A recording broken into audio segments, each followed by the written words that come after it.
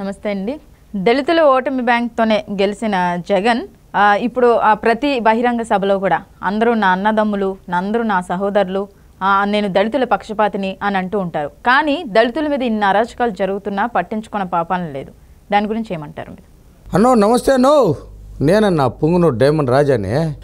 నువ్వంటే మా పిచ్చి అభిమానం అన్నా నాకు. అబ్బబ్బబ్బబ్బబ్బా, ఈ దళితుల పక్షపాతి అంటున్నారు. ఈ దళితుల పక్షపాతిలో ఎన్ని రకాల రత్నాలు ఉన్నాయన్నా. అబ్బా, రత్నాలు రకరకాల రత్నాలు, రకరకాల వజ్రాలు ఉన్నాయన్నా. మొత్తం వజ్రాలు రత్నాలే అన్న మన దగ్గర ఉండేది. అమ్మ పక్షపాతి అంటాడు. దాంట్లో ఎన్నెన్నో రత్నాలు ఉన్నాయమ్మా. ఒక రత్నం చెప్తాన్నా అమ్మ. ఇప్పుడు కోర్టుల్లో పనిచేసే జడ్జీలు ఉన్నారు కదా, వాళ్ళు ఏమంటారు? న్యాయమూర్తులు అంటారు. అమ్మ, ఒక న్యాయమూర్తి తమ్మలపల్లిలో ఉన్నాడు, రామకృష్ణ అని. ఆయన్ని ఉద్యోగంలో నుంచి ఊడబిరికేసి తప్పుడు కేసులన్నీ పెట్టేసి ఆయన్ని జైల్లో వేసి ఆయన్ని జైల్లో చూడబోతే ఈ కొడుకును కూడా ఎత్తి అరెస్ట్ చేసేసారమ్మా. అబ్బా, ఇదేమి రత్నం అమ్మా ఇదే అన్నో, ఏమి రత్నం అన్న ఇదే? దళితుల పచ్చిపాతిలో ఇది ఒక రత్నం. మళ్ళీ మహిళల పైన మానభంగాలు. ఎంతమంది మానభంగాలు చేశారు? ఎంతోమంది బలైపోయారు. కొంతమంది చెప్పుకున్నారు, కొంతమంది ఆడవాళ్ళకి శిరోముండనం చేశారు. ఇది ఒక రత్నం అమ్మా. ఇది మహిళల్లో పక్షపాతి, అది కూడా పక్షపాతి. దళిత మహిళల్లో పక్షపాతమమ్మా. ఏది? నచ్చినట్టు గొంతు కోసేది, కత్తి ఎత్తుకొని కోడిని కోస్తారు, లేదంటే ఒక దారం కట్ చేస్తారు. ఈజీగా చేపిస్తున్నాడమ్మా మా జగనన్న. గొంతు కోయడము, గుండు కొట్టడము, మహిళలకు గుండు కొట్టడము, మహిళలకు గొంతు కోయడము, మహిళల పైన రేప్ చేయడము, అత్యాచారాలు చేయడము, మానభంగాలు చేయడము. అబ్బా, ఈ మహాభారతంలో దుశ్శాసనుడు ఉన్నాడు. ఆ కథ మళ్ళీ చెప్తా. ఈ లాగుతారు చీరలు. మొన్న ఎంతమందికి అమ్మ లాగింది చూస్తూ ఉంటారు టీవీలో. అయ్యో, మహిళా పోలీసులనే కొడతా ఉన్నారమ్మా. మా అన్న పెట్టుకుంటే కార్యకర్తలు ఈ మహిళా పోలీసులనే తంతా ఉన్నారు, సిఐలు కొడతా ఉన్నారు, ఎస్ఐలు కొడతా ఉన్నారు. ఇదేమ్మా మా అన్న చేసే పచ్చిపాతి దళితుల్లో. అబ్బా, ఈ చెప్పుకుంటా పోతే ఎన్నో ఉన్నాయి. అబ్బో, రీసెంట్గా చూసుకుంటే ప్రసాద్ అనే యువకుడు కూడా శిరోమండనం చేశారు. అరే, రీసెంట్గా ఏముందమ్మా, అది రెగ్యులర్గా జరుగుతూ ఉంటుంది. ఇప్పుడు మా అన్న క్యాబినెట్ ఉంది, మా అన్న శాసనసభలో ఎంతోమంది దళితులు సెలెక్ట్ అయినారు. ఒక దళిత మంత్రిని, ఉప ముఖ్యమంత్రిని చూసుకుందామమ్మా. నారాయణ స్వామిని ఒక ఉప ముఖ్యమంత్రి ఉన్నాడు.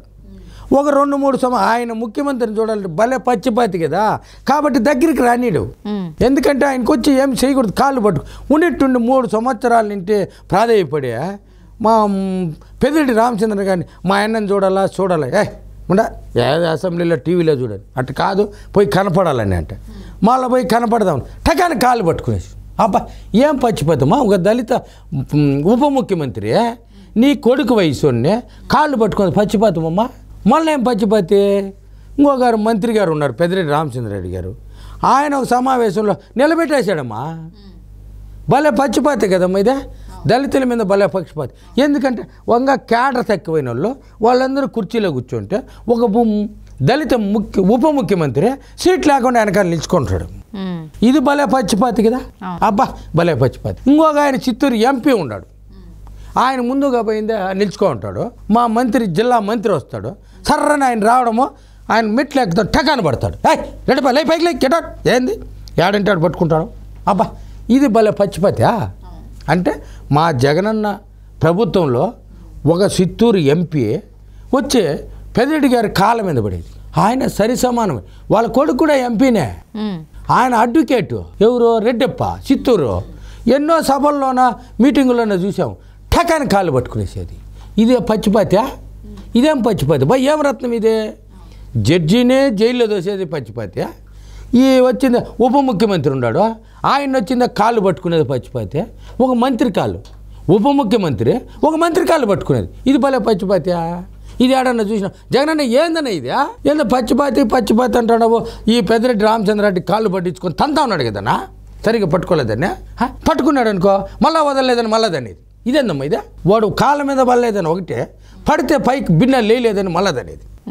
ఈ రెడ్డప్ప ఆ విధంగా టకాన పడినాడు, లేదని మళ్ళీ కాలుతో తన్నాడు. టన్నాకి టర్రని కంటెద్దాలు కింద పడిపోయినాయి.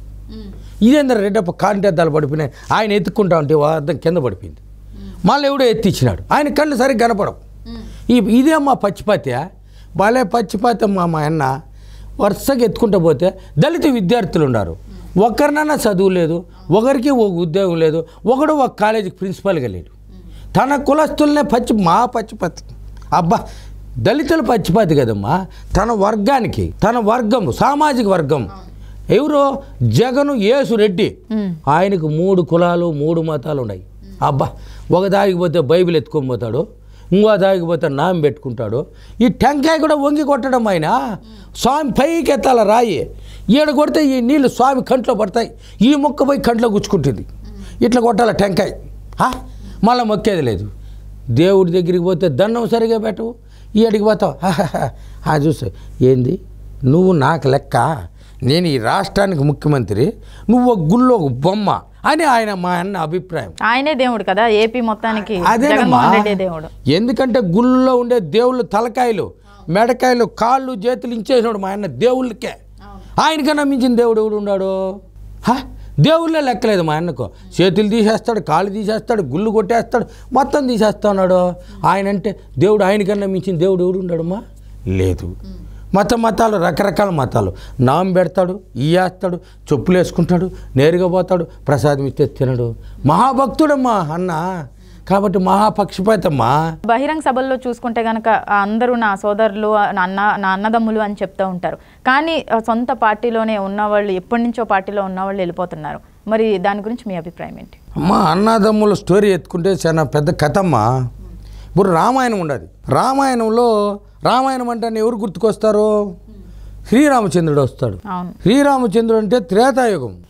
ఆయన ఒకడు, ఆయనకి 2 వాళ్ళు, లక్ష్మణుడు, భరతుడు, వీళ్ళందరూ 3 అన్నదమ్ములు ఉంటారనమాట. ఆయన 3 అన్నదమ్ముల్లో రాముడు వచ్చి అడవులకు పోతా ఉంటే తమ్ముడు లక్ష్మణుడు వెనకంటే వచ్చేస్తాడు. ఇప్పుడు మహాభారతంలో ఎత్తుకుంటే అన్నదమ్ములు వాళ్ళు అది ఇంకో స్టోరీ మళ్ళీ చెప్తాం. మొత్తం రామాయణం గురించే మాట్లాడతాం. ఈ రామాయణంలో రామాయణం అంటే ఏమొస్తుంది? రాముడు రావణాసురుడు వస్తాడు. రాముణ్ణి నమ్మి లక్ష్మణుడు వెనకంటే వస్తాడమ్మా. సీతాదేవిని అపహరించుకుపోతాడు. పోతే మధ్యలో వాలి సుగ్రీవుడు వస్తాడు. వాలి అనేవాడు పెద్ద తపస్సు చేసి సుగ్రీవుని భార్యని ఎత్తుకొని వెళ్ళిపోతాడు. తమ్ముని భార్యని ఎత్తుకొని పోతాడు. వాడు ఒక అన్న, తమ్ముడు. ఈ రాముడు తమ్ముడు వెనకంటే వచ్చాడు సీతాదేవికి తోడుగా. ఇక్కడొచ్చి తమ్ముడు ఏం చేస్తున్నాడు? రావణాసురుని, ఈ వాలి తమ్ముడు సుగ్రీవుడు ఉన్నాడు. సుగ్రీవుడు వచ్చిందే యుద్ధంలో అతను ఆశపడతాడు తమ్ముని భార్యను ఎత్తుకొని అడవులకు ధర్మేస్తాడు. చూసావా? వాలి సుగ్రీవునికి తేడా, అన్నదమ్ముల్లో తేడా. మళ్ళీ వచ్చిందే రావణాసురుడు. లంకకు వచ్చేస్తాం. రావణాసురుడు వచ్చిందే మధ్య ఓ శివభక్తుడు, బహుపరాశాలి, మంచి విజ్ఞానం కలిగినోడు, మంచి విద్యలు కలిగినోడు, 10 తలకాయలు కలిగినోడు. అమ్మ, ఆ రావణాసురునికి ఒక తమ్ముడు ఉన్నాడు, విభూషణుడు. ఆ విభూషణుడు ఎవరు పక్క ఉన్నాడు? రాముడు పక్క వస్తాడు. వాలి వచ్చిందే తమ్ముడు, ఈ సుగ్రీవుడు ఉన్నాడు, రాముడిని చెరగొడతాడు. చూసావా? రాముడిని నమ్మిన తమ్ముడు రామునితో కూడా వచ్చాడు. ఇక్కడొచ్చి వాలి ఉన్నాడు, వాలి తమ్ముడు సుగ్రీవుడు ఉన్నాడు. ఈ సుగ్రీవుడు ఏం చేస్తాడు? వాలిని కాదని వాలి తన భార్యను అక్రంగా ఉంచుకున్నాడని చెప్పి అడవులు ధర్మేస్తాడు. ఇక్కడ రావణాసురుడు ఏం చేస్తాడు? విభీషణుడిని రాజ్యం ఇవ్వకుండా వీని ధర్మేస్తాడు, రాముడిని చెరగొడతాడు. ఇప్పుడు రాముడు ఎవరు? రాముడు చంద్రబాబు నాయుడుతో పోల్చుకోవాలి మనం. వాలి ఎవరు? వాలి మన జగనన్న, మా అన్న జగనన్న వాలి మాదిరా. అబ్బా, అది తమ్ముల్ని పెట్టుకున్నట్టే ఉంటాడు, ఏహేస్తాడు. మళ్ళీ ఇక్కడ విభీషణుడు తమ్ముడు తోహేస్తాడు. అది రామాయణంలో ఉండేది. ఈడట్టు కాదు. వాళ్ళ సొంత తమ్ముడిని గురించి ఆయన ఏం చేస్తాడు? తన చిన్నాయన్ని లేపేస్తాడు, చిన్నాయన్ను రక్తపాతం సృష్టించేస్తాడు. ఇది తేడా రామాయణంలోకి మా జగనన్నకుండే తేడా చెప్తా ఉండ. బాగా ప్రజలందరికీ తెలుసుకోవాలి ఈ తేడా. ఇదంతా ప్రజల కోసం చెప్తున్నా. ప్రజలు మా జగనన్న చేసే పని దీని గురించి చెప్తున్నా. ఇది ఎట్లుంటే మహాభారతం ఉన్నది. అబ్బా, మహాభారతము యుద్ధం జరిగిపోయింది. యుద్ధం జరిగిన వెంటనే భీష్ముడు వచ్చింది, యుద్ధంలో పడిపోయింటాడు. ప్రాణాలు లేపకుండా ఉంటాడమ్మా. కొంచెంసేపటికి అంశసాయి మీద ఉంటాడు ఆయన. అప్పుడు ఆడ గుర్రు గుర్రుమని సౌండ్ వస్తూ ఉంటుంది. అప్పుడు శ్రీకృష్ణుడు వస్తాడు భీష్ముడి దగ్గరికి. భీష్ముడి దగ్గరికి శ్రీకృష్ణుడు వస్తే శ్రీకృష్ణుడు వస్తాడు. ఎవరు ఉన్నా అంటే భీష్మ గురుదేవులకు నమస్కారం అంటాడు. ఎవరు నాయన? నేను అంటాడు. చూస్తుంటే కృష్ణ నాయన ఏమి ఈ వేళకాడ వచ్చినావు అంటాడు. వచ్చాను నేను మిమ్మల్ని చూద్దామని వచ్చాను. ఏమో అంతా అయిపోయింది అంటే నిన్ను ప్రశ్న అడగాలి నేను, చెప్తావా అని అడుగుతాడు శ్రీకృష్ణుడిని. అప్పుడు అడుగుతాడు భీష్ముడు శ్రీకృష్ణుడిని అడుగుతాడు, భీష్మ ఈ కురుక్షేత్రంలో పాండవులు చేసిండే యుద్ధము ధర్మ యుద్ధమేనా అని అడుగుతాడు. వీళ్ళందరూ చచ్చిపోయినారు, కృపాచార్యుడు వీళ్ళందరూ చంపేశారు కదా, ధర్మ యుద్ధమేనా అంటాడు. ధర్మమే పితామహ అంటాడు. ధర్మం ఎట్లా అవుతుంది అంటాడు.